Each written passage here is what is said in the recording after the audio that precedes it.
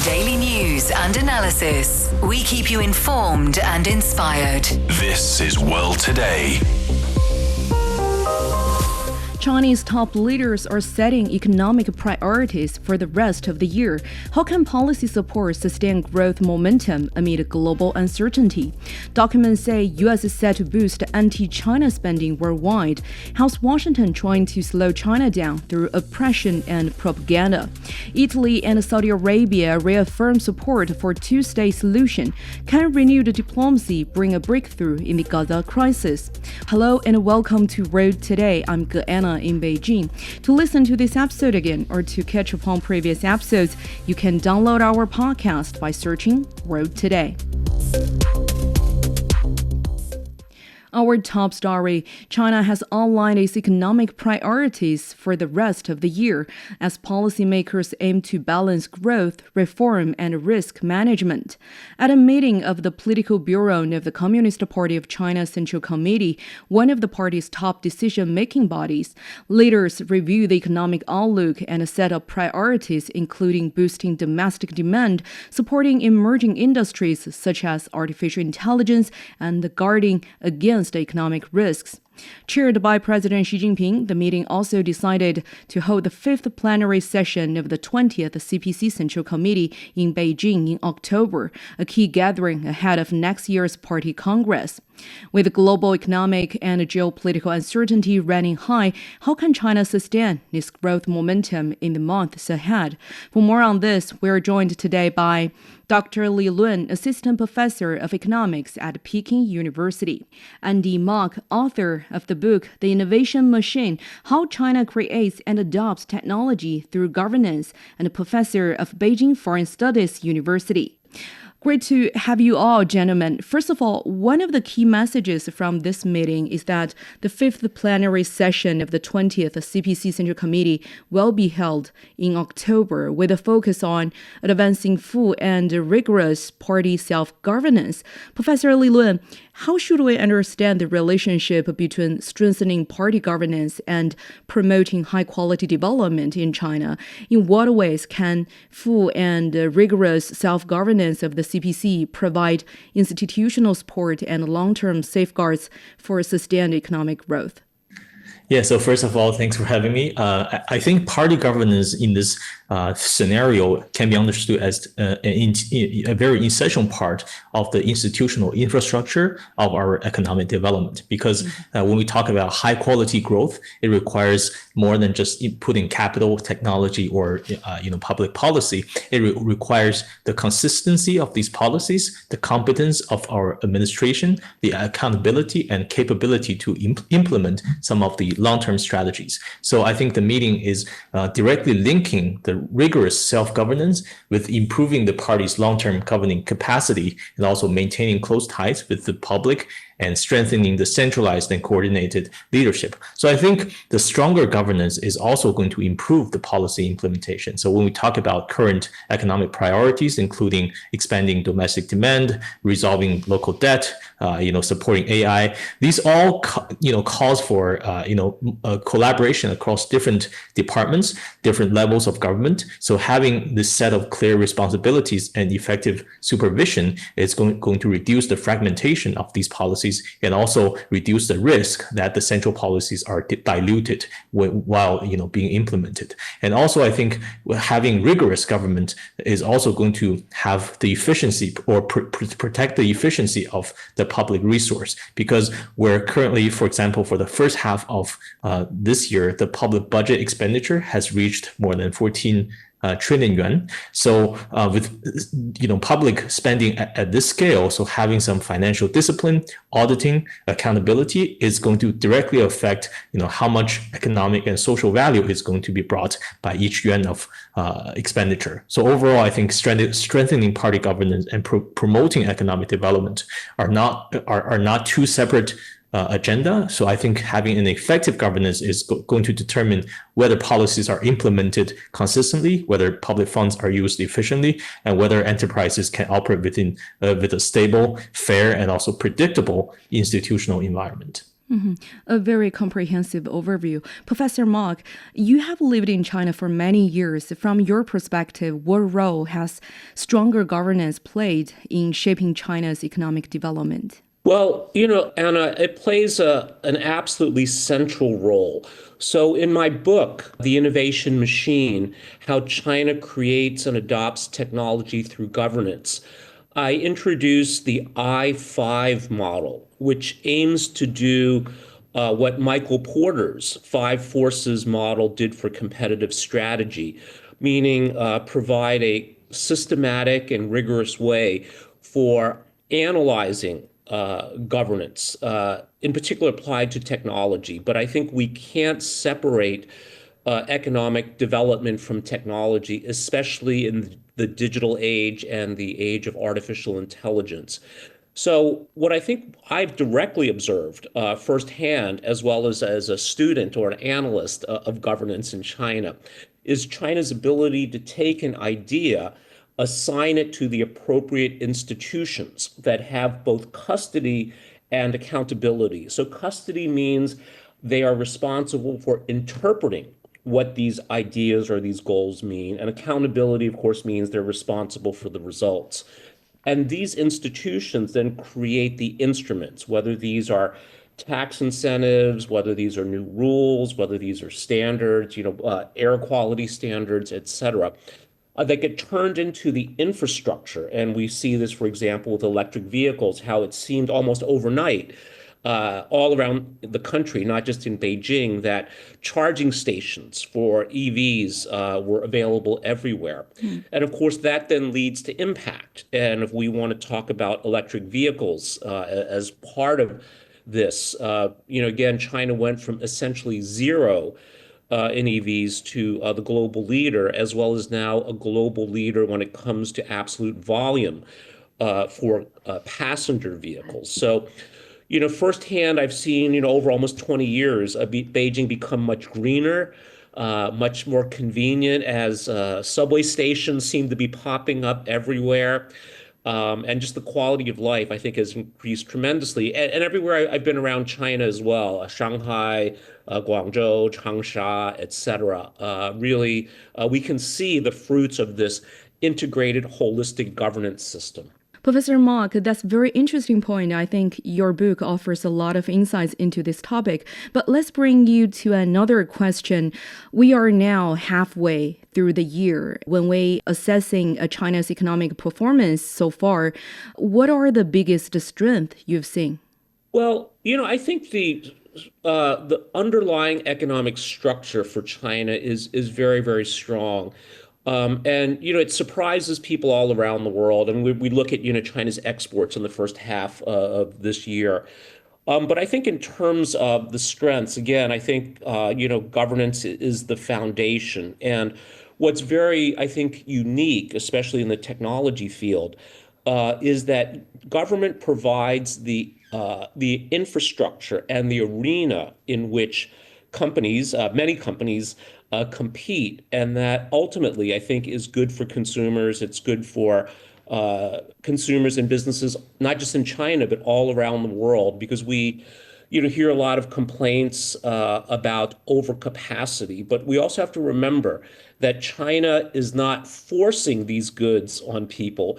People are individually making choices with their pocketbook. And this is why, we see such a high volume of exports. And I would say even today in China, with, there's some concern about domestic demand.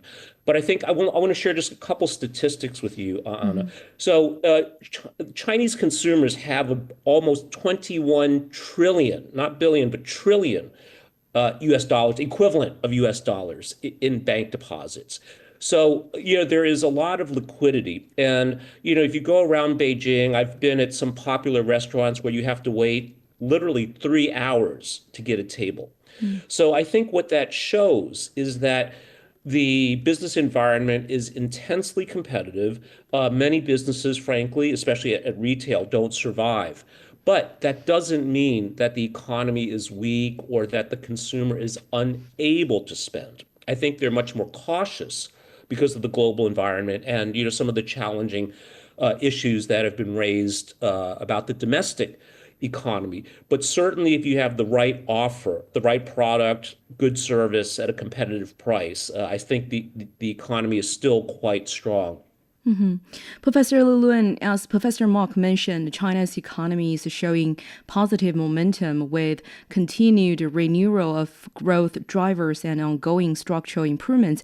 But the meeting, China's top leaders also acknowledging existing pressures and challenges when evaluating China's economic performance.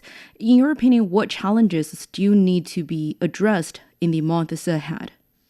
Yeah, so I think the very common weakness or challenge is probably going to be pointed to domestic investment and probably to household consumption. Mm-hmm. So, and Professor Andy Mok has already mentioned household consumption, and I do think that with such a large amount of household saving, consumption is having some precautionary saving motive and not consuming everything right away. There's probably some cultural difference between China and, for example, some Western countries. There are a lot of different reasons, and we're seeing service consumption have been on the rise at more than 5%. So I think those are I would worry less about the household consumption side. About domestic investment, I think a lot of people may notice that, for example, the fixed asset investment has declined for 5.7%. For overall manufacturing investment, there's also a slight decline of 1.2%. But I do think that some of these investments are, instead of shrinking at all sectors, we're seeing investments being redirected or transferred to some of the higher growing sectors, the advanced manufacturing sectors or the AI sector, and away from the real estate investment. For example, the real estate investment has contracted by 18%. So this is actually reflecting a more effective combination or portfolio of the domestic investment. Of course, when you look at the total number, it may look like, it's declining by 5.7%, but it may not be, as concerning as a lot of people would worry. And I do think there's another well talked about challenge about having too much supply. We're seeing that the export market is actually behaving very well in the first half of the year. So I do think that these things we need to take in precautionary eye and also look forward to more opportunities to increase our domestic demand, to kind of explore more research and development, and to kind of innovate more, to introduce more goods, to actually to do better in our trade. But I do think that I'm still pretty optimistic about the performance, especially when it comes to, for example, the second half of 2026. Mm-hmm. Professor Luluan, when facing such challenges, the meeting called for more proactive fiscal policies and moderately accommodative monetary policies, is signaling stronger policy support for the second half of the year. What more moves on fiscal and monetary policies do you expect from the government in the months ahead?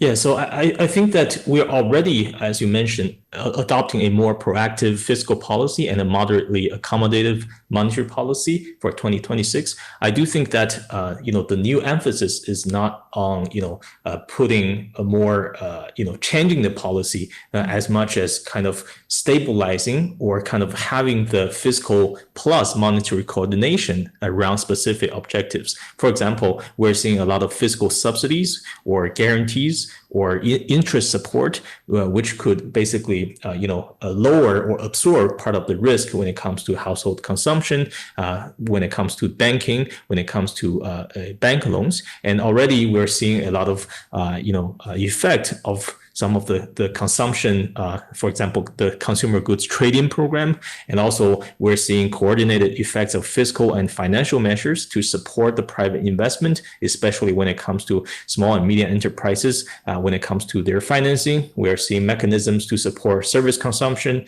equipment renewal. So a lot of these effectiveness, I think, which is also a competitive advantage of China, is that we're able to put forward a effective policy mix And it's not, it shouldn't be judged only on the, how large is the stimulus.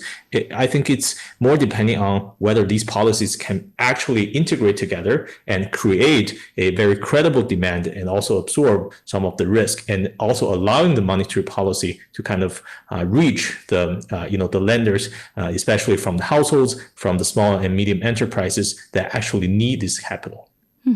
Professor Mark, as Professor Lilun pointed out, boosting domestic consumption is a major focus for the second half of the year, with the meeting highlighting the need to unlock the potential of service consumption. So given that consumer confidence is recovering at different speeds across different groups, what needs to happen to restore consumer confidence and unlock more potential in China's domestic market? Well, Anna, I think first of all, we absolutely are seeing a shift in emphasis to service consumption versus product consumption. And I think, those of us that live in China, whether that's in a tier 1 city or in a tier 3 or tier 4 city, I think can see, most Chinese, I think this is a very good thing, have pretty much all of the material goods they need. If you go to someone's home, they have a refrigerator, they have an air conditioner, etc. So in this sense, I think that, to expect, high single-digit GDP growth on the goods side, might not be realistic overall, right? And again, that's why we've seen this slowing down of GDP growth that I think is very normal and actually healthy. When it comes to service, absolutely. I go to in the shopping center by where I live, there's a boxing gym. And instead of adults, they're all children. And it's always packed, right? Because again, when families have a certain level of material achievement, they then think about enrichment for their children and for themselves. So I think this is a very clear sign, an anecdotal sign. But I think what China can do differently actually is really it's just a matter of time, and it's organic, because one of the biggest hits to consumer confidence is, of course, has been the real estate issue. But here I want to point out that this is a very different kind of problem than what happened in the United States. So in the US, the real estate crisis was unintended and really quite a shock. But as I wrote about this a couple of years ago, China's so-called real estate crisis actually was deliberate, because the government had recognized that this could no longer be the growth engine. And the way I describe it, it's dangerous. It's like open heart surgery, right? It's dangerous, it is risky, but it is necessary. And it was a decision. It was a deliberate policy decision. So I think what we have to see is certainly not a return to the go-go years of, real estate, residential real estate being a one-way bet, but prices recovering in a moderate way sustainably. And I think when many property owners, families in China see that their real estate values are modestly increasing, then that certainly, I think, will help consumer confidence and boost purchasing all around of services and of goods. And I think the other is the global environment, right? And it may not affect Chinese consumers as directly, but it does have an impact. The conflict in Iran, unpredictable and higher oil prices, the uncertainty with other major trading nations. All of these are indirect, but I think still do have a negative effect on the Chinese consumer. But I think, again, the shift toward services is very clear. And I think it really is just a matter of time for consumer confidence to strengthen. That are great points. Professor Lun, let's shift gear to another key question. China's industrial upgrading has accelerated in recent years, from the rapid expansion of the new three industries, such as electric vehicles, batteries, and renewable energy, to emerging sectors, the new three, including artificial intelligence, robotics, and innovative medicines. The meeting emphasized advancing the AI Plus initiative developing future industries while also addressing rat race competition. Again, the backdrop of intensifying global technological competition, how will China continue to support emerging industries and ensure healthy and sustainable growth in the months ahead? Yeah, so I think it's probably surprising for a lot of us to see how fast some of these emerging industries can quickly become, previous or last generation industries. So we're just getting used to the new three industries, as you mentioned, the EV batteries and also solar panels. But right now we have the new three, the AI, robotics, and innovative medicines. So I think these figures do show that emerging industries, we're having a lot of experience supporting these emerging industries, and they're also becoming very macroeconomically significant. For example, the high-tech manufacturing has expanded by 13.3% in the first half, which is more than twice of the growth rate of the overall industrial production. If we look at the high-tech sector's investment, it has increased by 4.6%, even as total fixed asset investment, as I mentioned, fell by 5.7%. So I do think in the future, the next priority should be about technological diffusion as well. So the common factor behind artificial intelligence, robotics, and innovative medicines is that they have a large spillover effect. They could benefit the productivity of a lot of different sectors. So in the meeting notes, AI plus was directly mentioned, and I do think that AI plus could have its largest economic effect in China, where we are already establishing a lot of productivity in manufacturing, in logistics, agricultural, healthcare. So this is the place where AI can actually, serve as a multiplier and really improve the productivity to the next stage.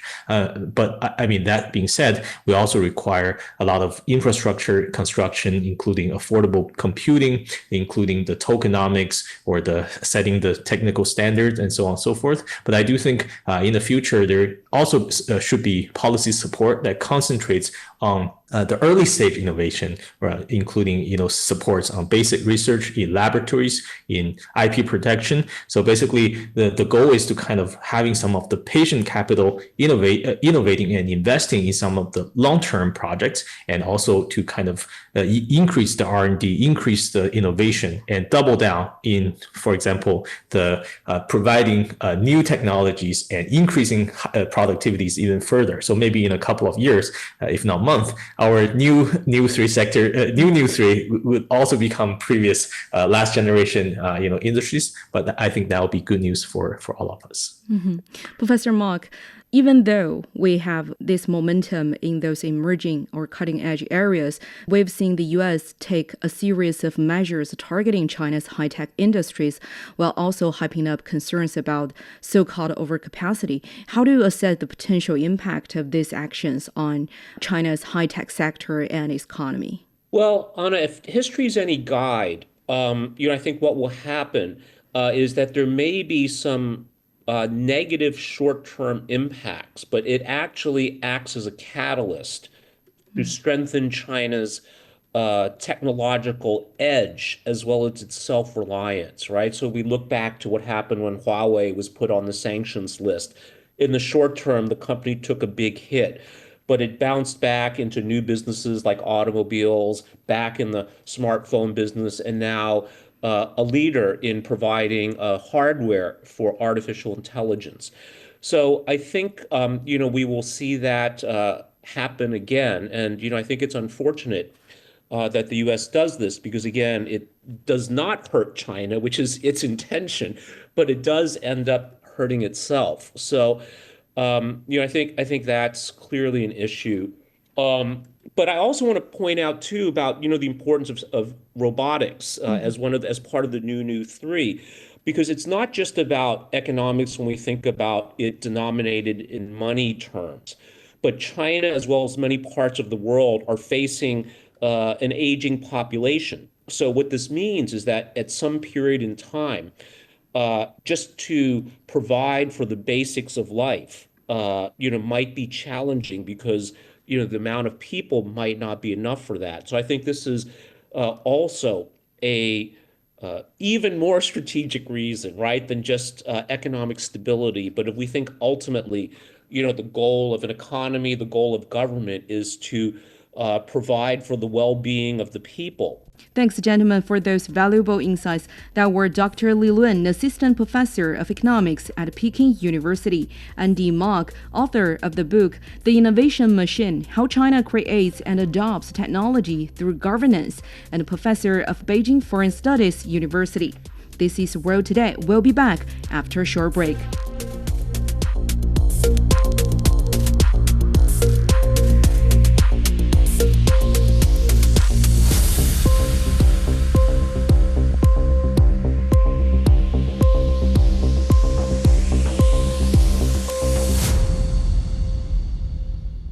You've been listening to World Today with me, Anna, in Beijing.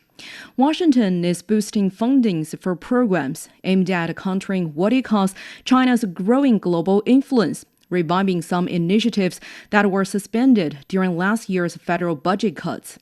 The plan includes a $175 million program to replace undersea telecommunications cables in the Caribbean and Central America, as well as efforts related to cybersecurity, critical minerals, and space cooperation.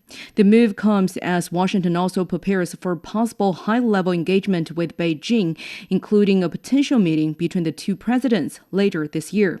China has reiterated its cooperation with other countries is not aimed at rivalry, but at promoting global development, peace, and shared prosperity. For more on this, Xue Wen spoke with Warwick Powell, adjunct professor at Queensland University of Technology. Professor Powell, last year the U.S. government cut many foreign assistance programs, including some initiatives aimed at countering China's influence. And now the Trump administration is seeking hundreds of millions of dollars in new funding for similar efforts. How do you explain this change in policy? Look, I'm not sure that there's actually been that big a change in policy. What the administration did last year was restructure some of the funding. They covered the restructure over with rhetoric about America first. At that stage, it was part of the review that Elon Musk's operation was doing. So it was positioned as a return to a prioritization of domestic issues and a prudent reduction in government waste. What actually happened was that much of the funding was reconstituted either directly within the State Department or, in fact, as per the NED's financial report for last financial year, which has just come out, it actually just continued on as business as usual. So what happened on the surface, what was publicized in the media, was actually not what happened. Now, the situation is that the American political elite, the politicians in Congress, want to intensify that commitment. Now, why do they want to do that? Firstly, the evidence of public opinion surveys across the globe, such as a recent one conducted by Pew, strongly indicates that attitudes towards the United States, favourable attitudes towards the United States, has actually declined significantly over the last couple of years. And at the same time, attitudes across countries towards China have become increasingly favourable, to a point now where China is viewed more favourably by majority of people in a substantial majority of surveyed countries. That clearly is placing incredible pressure on politicians who have committed themselves emotionally, politically, and otherwise and ideologically to the idea that their purpose in life is to contain China, and that America's interests can only be advanced through the containment of China. So it's a very zero-sum idea. The last piece of this little jigsaw puzzle, if you will, is that we're heading into midterm elections. The Republicans in particular are struggling in that kind of political environment as these politicians are scrambling to preserve their own positions. They reach straight for the anti-China topics because that enables them to position themselves and mobilise their base, their anti-China racist base. Well, Professor, the U.S. claims that the Chinese involvement in areas such as telecommunications and infrastructure creates security concerns.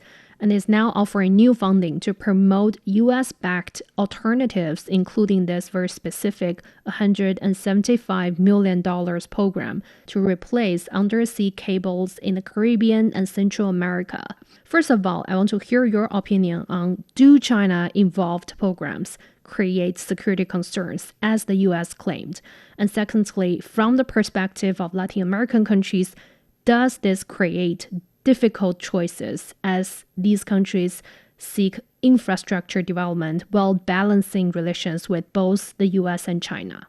Every allegation that the United States political elite make is actually a confession. That's the first thing to remember. So whenever the American political elite level charges at China, what that really means is that they either have been doing exactly those things themselves, or they are preparing to do those things themselves. We know, based on American research by American academics, written in a book called Underground Empire, that for the best part of the last 30 years or thereabouts, the United States has weaponized the information and telecommunications networks that it has predominantly controlled globally, whether that's by way of data centers, which are concentrated in North America, in Virginia in particular, whether that's by way of control of the vast networks of routers and undersea cables, and of course, the extensive network of satellite communications technologies that the United States has deployed over the decades. All of those technical infrastructure have been weaponized by the Americans, as documented by the academics in Underground Empire. So when the United States accuses China of being a security risk, the first thing people need to understand is that what that really means is that the United States and the infrastructure that it deploys and operates is the security risk. This does put countries such as those in the Caribbean in a very difficult position. They are close to the United States, which means that they are within, let's call it, striking distance of the United States. We've seen already how the US behaves in relation to relatively small countries in Central and Latin America, adjacent to the Caribbean, whether it's Venezuela or Cuba. So the United States clearly is seeking to put incredible pressure on small island nations within its vicinity, within the so-called Western Hemisphere, as part of its own attempt to lock down and reinvent and reimpose the 21st century version of the Monroe Doctrine. As for Chinese technologies, despite claims that have been made over the course of the last decade or so about security threats and risks, there have been no studies, no technical evaluations that has ever demonstrated beyond any doubt that Chinese technologies represent the kind of security risks and threats that the Americans allege those technologies to be. So, in response to the U.S. move, China says cooperation between countries should not target any third party, and China's cooperation with other countries, especially the developing countries, is based on development and mutual benefit. And now, the U.S. emphasizes strategic competition and security concerns. So how do these different approaches by China and the U.S. shape their engagement with other countries? Because we know during cooperation, there will be challenges and difficulties that you have to overcome coming from different starting points. How would that kind of starting points affect their cooperation along the way? The United States approach is a zero-sum approach. The approach the US adopts is all about locking others out and locking the Americans in. That's fundamentally different to China's open collaborative methodology, which actually creates pathways for any parties to actually become involved. So one is inclusive and one is exclusive. And this really represents oil and water, right? So this again makes the choices confronting national governments around the world more clear today than they've ever been. The choices that they have is whether or not they begin to pursue a pathway which enables them to become more empowered, more sovereign, independent and autonomous, whilst having access to world-leading technologies at some of the best prices available in the world, with open source technologies underpinning most of this, or go back down the path of being tied into American-dominated ecosystems in which the Americans have a track record of weaponizing, either through intelligence operations or by utilizing these technologies as ways of coercing countries to do things that America wants those countries to do. So the choice is becoming increasingly clear. Proprietary American technical platforms that run the risk of extending American weaponization, which has already been the case for many decades, on the one hand, or what I call digital Westphalia, which is an architecture anchored by open source technologies that promote sovereign technical capabilities and cross-jurisdictional interoperability. That's the issue, and this is going to be one of the main challenge points over the next few years and perhaps the next decade or so. That was Warwick Powell, adjunct professor at Queensland University of Technology. Italy and Saudi Arabia have reaffirmed their support for a two-state solution to the Israeli and Palestinian conflict. The commitment came on the sidelines of the Global Alliance for the Implementation of the Two-State Solution. In a joint declaration issued in Rome on Wednesday, the two countries called for the Gaza ceasefire to hold, urged increased humanitarian assistance, and reiterated support for a political solution to the conflict. They also backed the demilitarization of Gaza and condemned settlers' violence in the occupied West Bank. So for more on the topic, my colleague Gao Yingshi spoke with Dr. Zhang Chuchu, Deputy Director of the Center for Middle Eastern Studies at Fudan University. Italy and Saudi Arabia are calling for the Gaza ceasefire to hold and for more humanitarian aid. What pushes both countries to make this declaration at this time? Well, my understanding is that the timing of this joint declaration is driven by common concerns between the two states, especially Saudi Arabia and Italy. Currently, the international diplomatic effort surrounding Gaza risks losing momentum as short-term truces decay into cycles of skirmish. So I think by issuing this joint declaration on the sidelines of the Global Alliance meeting in Rome, Rome and Riyadh are attempting to anchor temporary military pauses to a hard diplomatic framework. So, for example, for Saudi Arabia, right now its first priority is the long-term economic transformation under Saudi Vision 2030, and that requires regional de-escalation and predictable security corridors. As for Italy, the spillover effect from the Middle East directly impacts Red Sea shipping routes, European energy supply lines, and also Mediterranean migration dynamics. So these common concerns have brought these two states to issue this joint declaration. And Saudi Arabia's role here really stands out. As one of the region's most influential players, what weight does Riyadh carry? Well, indeed, that is a very important point. So currently, Saudi Arabia carries, I would say, very important diplomatic leverage due to several crucial factors. And the first one is financial leverage, because rebuilding Gaza and stabilizing a future Palestinian state will definitely require tens of billions of dollars. And currently, a lot of Western states expect the Gulf economies led by Saudi Arabia to contribute to the major reconstruction and early recovery projects. And another issue here is that we all know that Saudi Arabia is regarded as the custodian of Islam's holiest sites. So Saudi Arabia has significant influence in the region, and Riyadh's position in this situation is highly representative. Also, politically speaking, I think Saudi Arabia is a regional power and an important ally of the United States. Therefore, Riyadh's policies at this stage also have a significant impact on the future direction of the Middle Eastern political situation.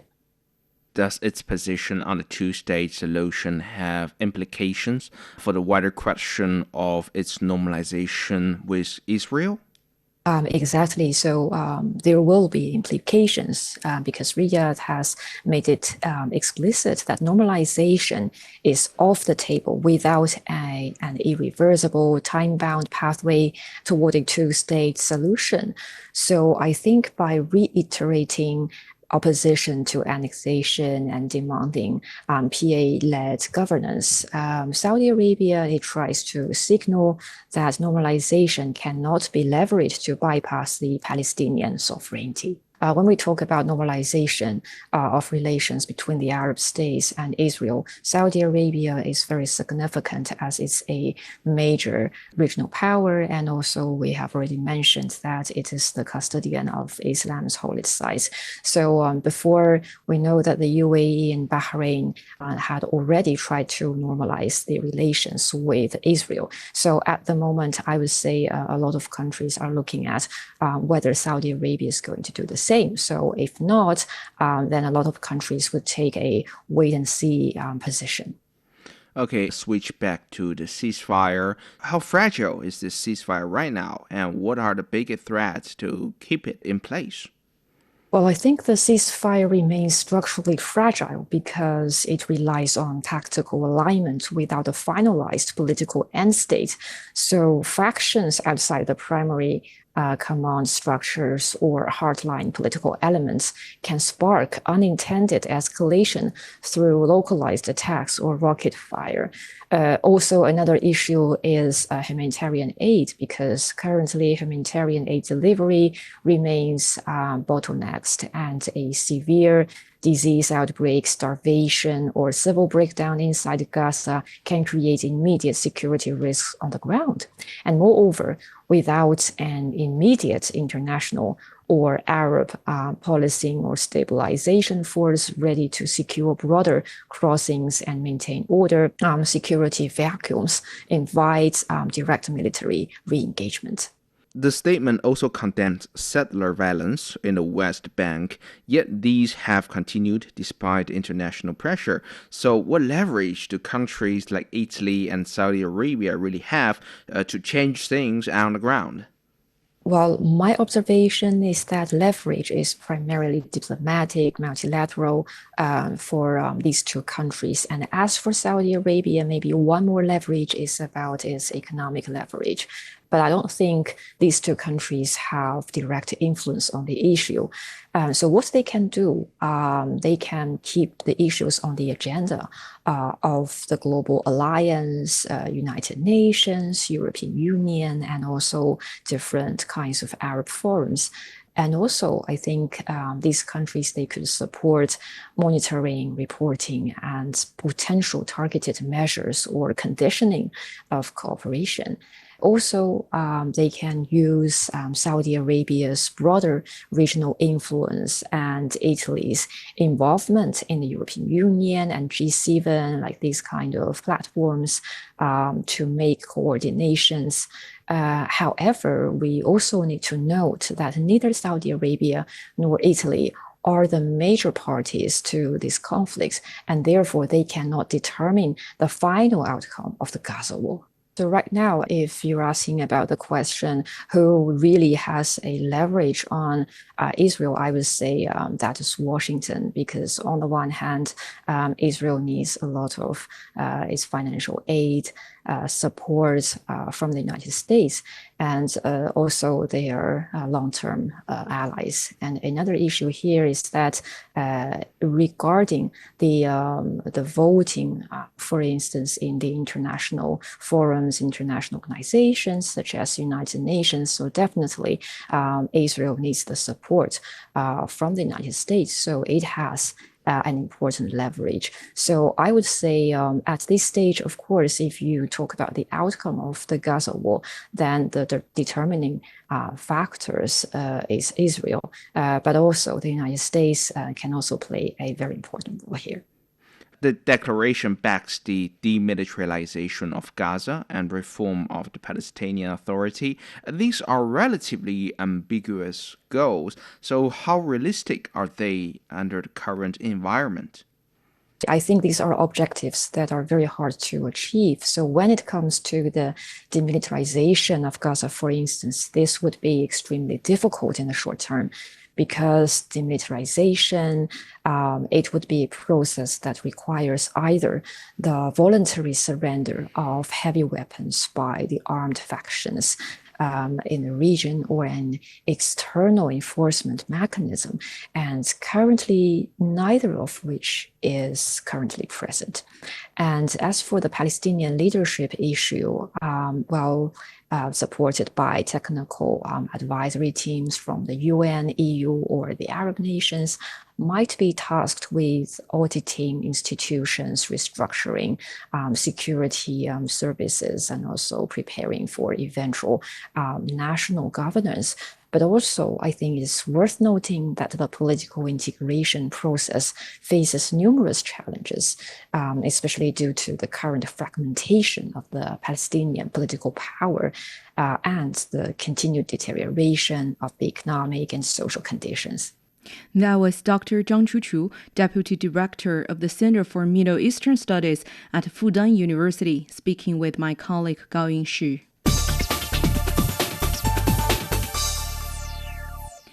FIFA has opened disciplinary proceedings against Argentina over incidents following their World Cup final defeat to Spain. The probe followed clashes involving Argentina players and staff after their 1-0 loss. FIFA will examine alleged misconduct by players Nahuel Molina, Leandro Paredes, assistant coach Roberto Ayala, as well as alleged unsupporting behavior involving Thiago Almada and Spain midfielder Gavi. Those found guilty would face suspension under FIFA rules. So for more on this, joining us on the line is Mike Basting, football enthusiast and senior lecturer at University of Southampton in the UK. Thanks for joining us. Hello. Mike. Hi, Mike. To start with, could you explain what led FIFA to launch such an investigation? How serious is the case, and what kind of message do you think FIFA wants to send?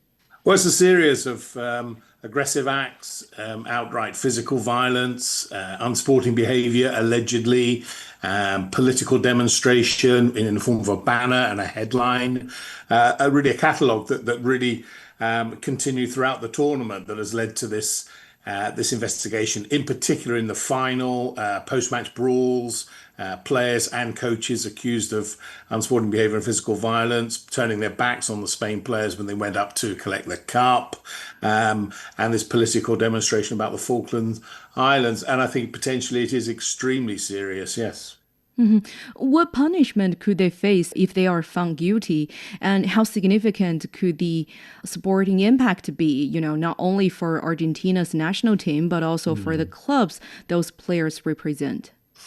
Well, there's a range of punishments ranging from individual lengthy player and staff suspensions and also individual fines to a fairly hefty fine and measures against the Argentine Football Association themselves, including potential or full or partial stadium closure. So it depends on how quickly this concludes and what it leads to. But certainly the individuals that you've mentioned in your prelude there, Paredes, Molina, and the assistant coach Ayala, could all face minimum 3-match to 8-match bans. And let's not forget, FIFA have all sweeping powers to impose this on all football worldwide. So not just, for example, Argentina World Cup qualifiers, which could be played behind closed doors, again, if the investigation does not go their way. And the evidence, to be quite frank, is quite damning.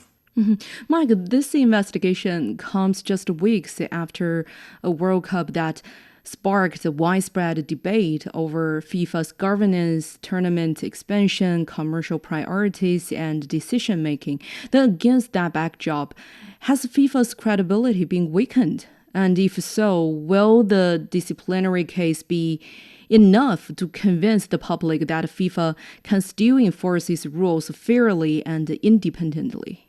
Well, yes, I think undoubtedly FIFA's credibility has been weakened. It wasn't very strong in the first place. There are all sorts of issues to do with this World Cup, including the inflated ticket prices, transport prices, and Infantino's credibility, Gianni Infantino's credibility is very much under strain, most definitely. This investigation could help repair things a little. Let's see what it leads to and what sort of punishments are meted out. Of course, there was the recent proposal by Infantino to, in effect, monetize future World Cups, which has gone down very, very badly. UEFA are now complaining and threatening all sorts of boycotts. So perhaps influence from other football associations led by the Europeans, possibly the Asians as well, could lead to a real shake-up in the way FIFA is run, managed, and even more importantly, scrutinized.